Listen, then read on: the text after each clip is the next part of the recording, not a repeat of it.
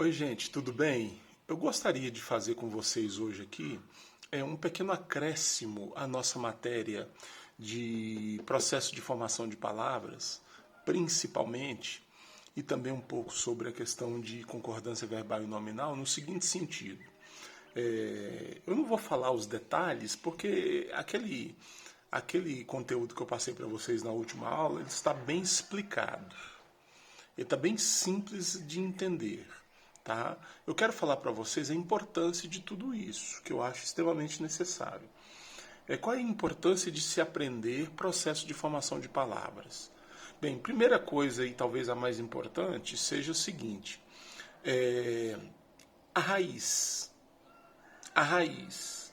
Quando você sabe que aquela palavra ela está acrescida com afixos ou sufixos, você sabe que ela é uma raiz, tá? Ela está no seu modo primitivo, o seu modo natural. Isso ajuda bastante para você fazer a colocação até nas frases. Até nas frases. Porque as frases elas precisam de uma sequência lógica de palavras. Apesar de, na língua portuguesa, você não ter uma regra básica com referência a isso, mas nós sabemos muito bem que, pelo som, ou às vezes até pelo olhar, pelo ver, as palavras, as frases, elas podem ser melhor ordenadas. Por exemplo, nós sabemos muito bem que quando você vai escrever uma frase, é interessante que o sujeito seja o primeiro a ser falado. José comprou arroz na venda.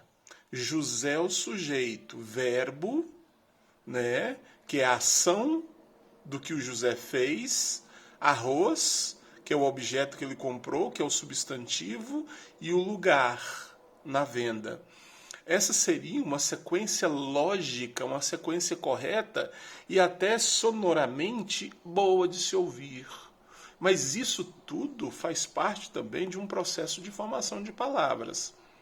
As frases são compostas de palavras, né? Os parágrafos são compostos de frases, né? E assim vai. E um texto é composto de parágrafos. Então, quando você sabe o processo de formação de palavras, entende, por exemplo, o que são afixos e sufixos e todo o processo de formação, né, por composição, por derivação, tudo mais que tem lá no conteúdo, você com certeza vai ter mais facilidade de entender a frase no seu contexto de texto, no seu contexto textual, como a gente pode dizer assim, tá? Afixo é o quê? É aquilo que vem no radical antes, que vem antes no radical. Por exemplo, feliz. Feliz é um radical, tá? Feliz. Ele não está derivando de nenhuma outra palavra, feliz. O que acontece? Se eu colocar um in antes dele, fica infeliz. Esse foi o que? Um acréscimo sufixal, desculpa, prefixal, pré, antes. Se eu colocar felizmente, um exemplo, eu estou colocando um acréscimo sufixal depois da palavra raiz. Gente, é simplesmente uma questão de observar as palavras e as frases. Na verdade, nós já aprendemos isso lá no ensino fundamental.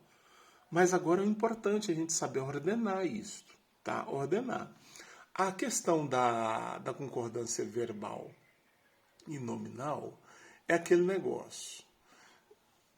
Ele fica muito mais no campo do ouvir e do ler, claro. Porque são os dois sentidos que nós estamos usando aqui, né? Que é a audição e a visão, tá?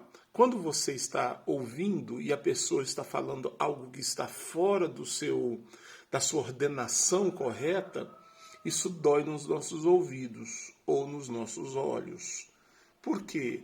Porque existe uma questão que precisa ser seguida. Existe uma ordem que não pode ser burlada. Essa ordem que não pode ser burlada, ela então tem que ser feita corretamente, tá? Quando você está falando algo que não tem aplicação verbal, você tem uma aplicação nominal. E quando você tem algo que tem verbo no meio, você tem uma aplicação verbal. Então, todas as outras palavras, elas precisam concordar, no caso do verbal, com o verbo. Se o verbo flexionar, as outras palavras que estão circundando o verbo precisam flexionar igualmente. E essa flexão, ela pode ser em gênero, número, grau e outras flexões. E também, se não for uma questão verbal, é uma questão nominal, você vai ter como palavra central não mais o verbo, talvez um substantivo, talvez um adjetivo, ou até um pronome, né? Como questão central. Aí o que acontece? As palavras vão precisar caminhar de acordo com essa palavra central. Isto é uma questão de concordância. É importante a gente lembrar, gente, que concordância é concordar. Concordar é andar junto. É andar junto. Tá bom? Preste atenção nisso quando você for estudar, por exemplo, o conteúdo, que eu acredito que todos já estejam estudando, tá? Um grande abraço.